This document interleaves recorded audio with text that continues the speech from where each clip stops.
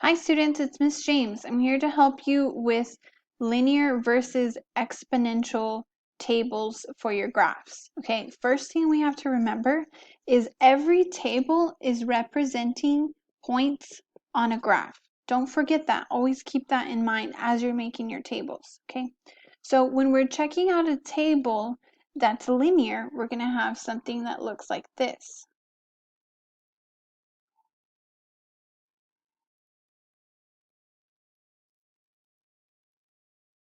Notice that my y values are increasing by an even amount. It's plus 4 in each situation. That gives us a linear graph.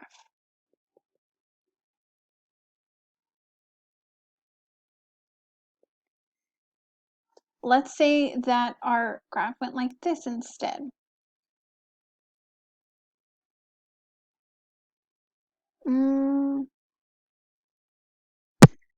Then we had an 8, and then we have a 16. So in this situation, we might first think, okay, from 4 to 8, it's plus 4, but then from 8 to 16 plus 4 doesn't work.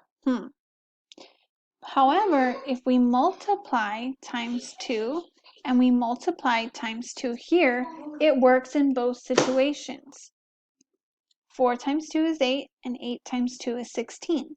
Since we're using multiplication and it's increasing evenly, then it's exponential.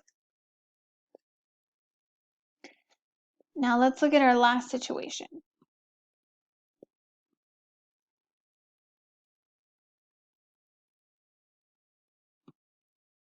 Okay, so in this situation, going from 4 to 8, we can say plus 4 or we can say times 2.